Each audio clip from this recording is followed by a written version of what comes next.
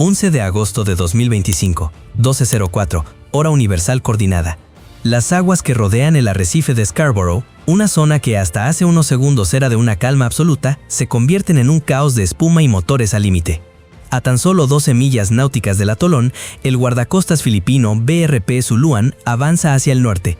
Custodia a 2 modestas embarcaciones civiles cargadas con suministros de emergencia para los pescadores de la zona, una misión rutinaria que de pronto se vuelve crítica. A su estela, un buque de la Guardia Costera China, el CCG-3104, se acerca velozmente, y de su proa, cañones de agua ya disparan chorros que se arquean y rompen contra el casco del Suluan como latigazos líquidos. A esta distancia, cada impacto es un golpe demoledor, capaz de destrozar los cristales del puente de mando y de arrastrar a la tripulación por la cubierta. Pero la situación está a punto de tornarse aún más peligrosa. Apareciendo por el costado de babor, una silueta gigantesca emerge de la bruma, el destructor 164 de la Armada del Ejército Popular de Liberación. Esta nave está diseñada para el combate, no para labores de control o intimidación, y se desplaza a gran velocidad por aguas en disputa. Los 3 buques confluyen ahora en un triángulo que se estrecha en el mar abierto. El capitán del CCG, con la vista clavada en el Suluan, vira bruscamente para interceptarlo. El destructor, ajeno a esta maniobra, mantiene su rumbo. 2 barcos, una trayectoria de colisión inminente, con segundos antes del choque. En alta mar no hay margen para el error, y no hay una explicación sencilla para lo que está a punto de ocurrir. 2 buques con la misma bandera a punto de estrellarse entre sí. El arrecife de Scarborough podría parecer, para un ojo inexperto, un simple anillo de coral y aguas turquesas, pero en el mar de la China Meridional es un polvorín. El atolón está estratégicamente ubicado dentro de la zona económica exclusiva de Filipinas, a solo 124 millas náuticas de la costa de la isla de Luzón. De acuerdo con la Convención de las Naciones Unidas sobre el Derecho del Mar, el territorio debería ser de Filipinas. Pero en 2012, buques chinos tomaron el control, y desde entonces nunca se fueron. Desde entonces, Beijing ha reforzado su posición con una rotación constante de guardacostas, milicias marítimas y, cuando desean enviar un mensaje claro, buques de guerra en toda regla. Ninguna de las 2 naciones se da por vencida. El 11 de agosto, la misión del Suluan era simple: escoltar a 2 buques de socorro a las zonas de pesca cercanas al arrecife, entregar los suministros y regresar al puerto. Pero cualquier barco filipino que se aventura tan cerca del atolón es inmediatamente seguido, a veces agresivamente, por unidades chinas. Eso es lo que trajo al CCG-3104 a la escena. El destructor 164 tampoco estaba allí por una causa humanitaria. Se trata de un tipo 052 de la clase Luoyang 3, un buque lanzamisiles con células de lanzamiento vertical, misiles antibuque y radares de largo alcance. Normalmente navega en formación, pero ese día operaba cerca del guardacostas, probablemente como parte de un bloqueo escalonado. Te animamos a que le des me gusta a este video. En teoría, los buques de la misma nación deberían coordinar sus movimientos para evitar cualquier percance. Pero cuando las velocidades son altas, los ánimos están exaltados y las comunicaciones por radio se interrumpen, las reglas y la realidad se separan. En cuanto el BRP Suluan salió de la sombra de Scarborough, la persecución se desató. El CCG-3104, una embarcación de 1.500 toneladas, puso sus motores a diésel al límite, y la espuma se elevaba desde su proa mientras cerraba la distancia. Su objetivo era el patrullero filipino que escoltaba a 2 lentos buques civiles. El propósito no era discreto.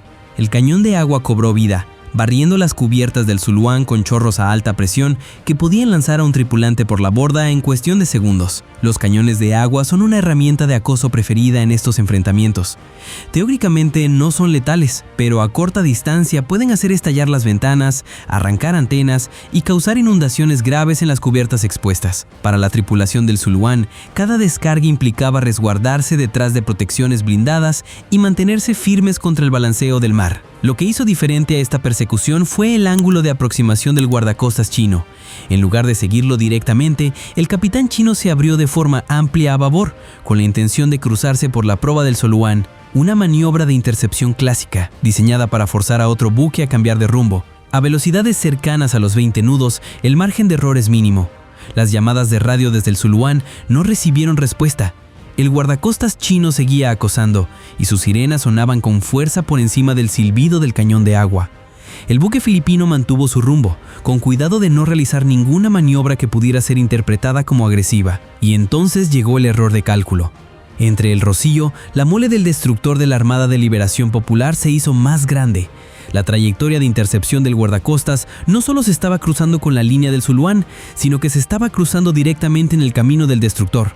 El capitán del guardacostas, concentrado en el Zuluán, atravesó la línea de intercepción sin darse cuenta del poco espacio que quedaba.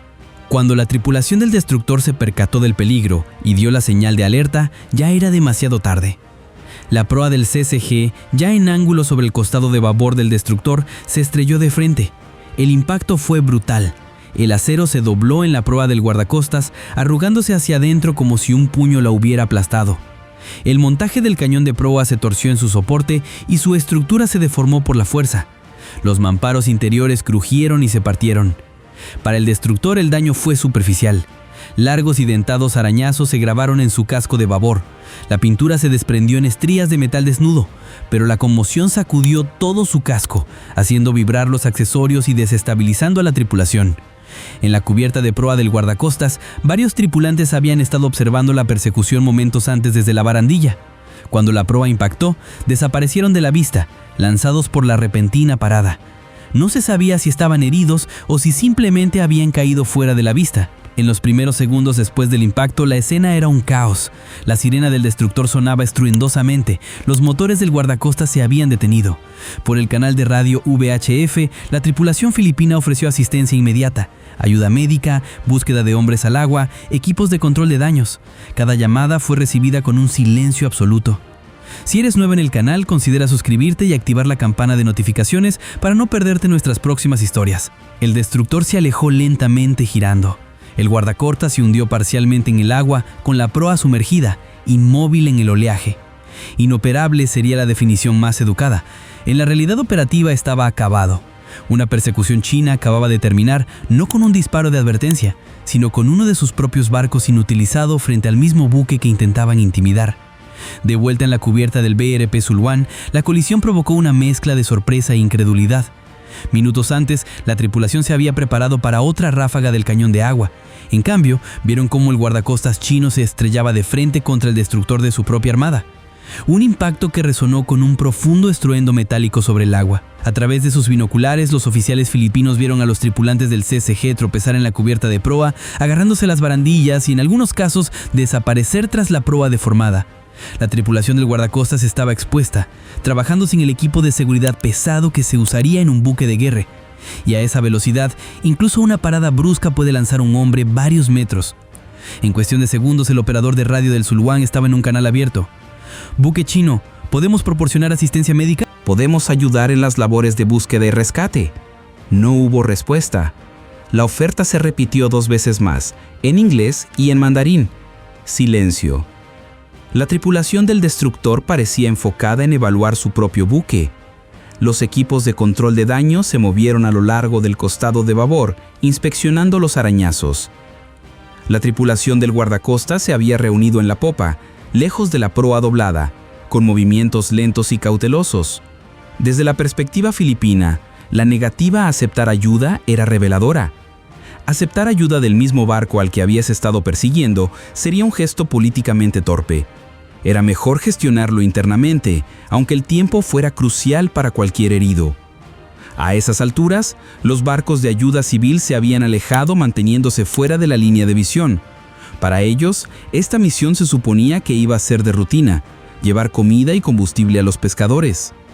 En cambio, acababan de presenciar un bochorno internacional en vivo y en directo. Y para las tripulaciones chinas, la realidad era ineludible. Su intercepción a alta velocidad había terminado con una colisión entre sus propios barcos en aguas abiertas, bajo la atenta mirada de ojos extranjeros. Horas después, Manila aclaró su postura. El portavoz de la Guardia Costera de Filipinas, el comodoro J. Tarriela, calificó el evento de comportamiento atroz e insensato, acusando al capitán del guardacostas chino de violar el reglamento internacional para prevenir colisiones en el mar. Enfatizó que la maniobra no solo fue imprudente, sino que puso en peligro las vidas de las tripulaciones de los 3 barcos y podría haber desencadenado una crisis más amplia. Tarriela también confirmó que la tripulación del BRP Zuluán había ofrecido ayuda inmediatamente después del impacto. «Ofrecimos ayuda médica, búsqueda y rescate. Se negaron. Eso dice mucho», comentó a los periodistas. Para Manila la negativa reforzó su narrativa. Beijing estaba dispuesto a arriesgar la seguridad para salvar las apariencias. En Beijing, sin embargo, la respuesta fue muy distinta. El portavoz de la Guardia Costera de China, Gan Yu, reconoció un encuentro marítimo, pero no hizo mención de ninguna colisión. En su lugar presentó la operación como una labor de vigilancia y control, acciones que describió como aplicación de la ley dentro de lo que China llama sus aguas territoriales. Los medios estatales chinos no publicaron ninguna fotografía del guardacostas dañado. Al día siguiente, el presidente Ferdinand Marcos Jr. intervino, prometiendo que los barcos filipinos seguirían operando en esas aguas. No seremos disuadidos. Estos son nuestros pescadores, nuestros mares y nuestro deber, dijo durante una rueda de prensa.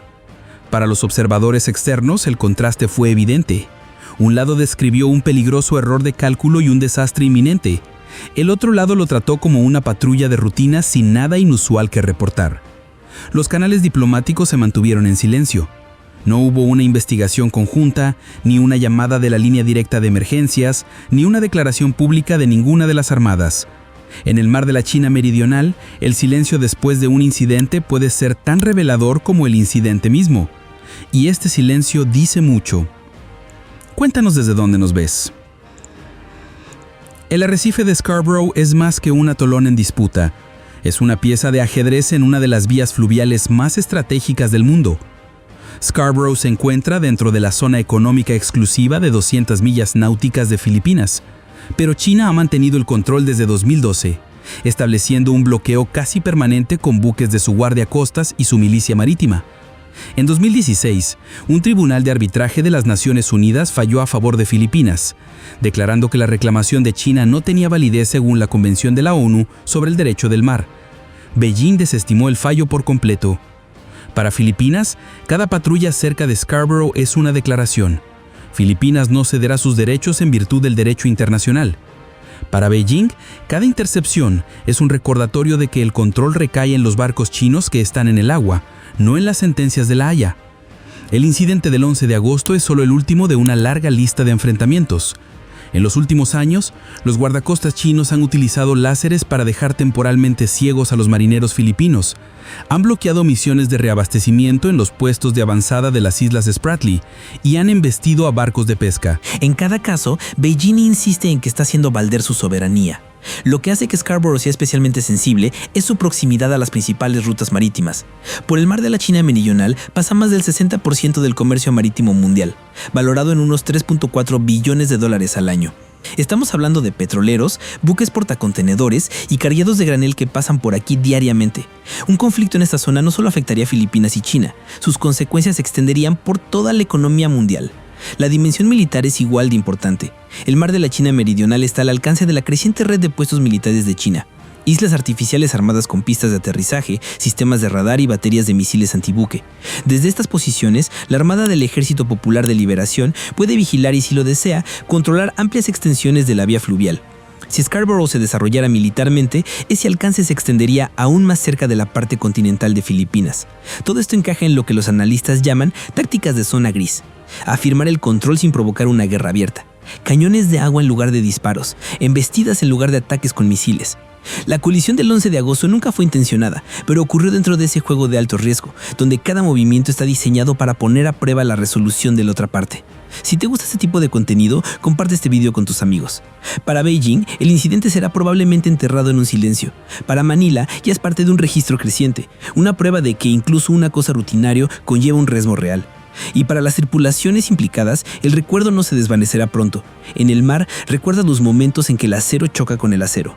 El mar de la China Meridional ha sido testigo de décadas de situaciones de riesgo. Aviones que sobrevuelan la cabina de mando, barcos que se cruzan por la proa, barcos de pesca embestidos en la noche, pero rara vez el peligro se vuelve hacia adentro. El 11 de agosto demostró que, en la prisa por intimidar, incluso las formaciones más disciplinadas pueden colapsar. Así que aquí está la pregunta. ¿Crees que fue un accidente provocado por la confianza excesiva o una táctica de intimidación de alto riesgo que salió mal? Deja tus pensamientos en los comentarios. Y si quieres dar un paso más y apoyar a nuestro canal directamente, únete a la flota. Obtendrás insignias de lealtad, respuestas prioritarias y nos ayudarás a traer más historias marítimas a la superficie. Haz clic en unirte en la página de nuestro canal y súbete a bordo. Gracias por ver este video. Si te gustó este tipo de contenido, dale al me gusta. Asegúrate de estar suscrito y de tocar la campana para no perderte la próxima inmersión en los encuentros marítimos más intensos del mundo.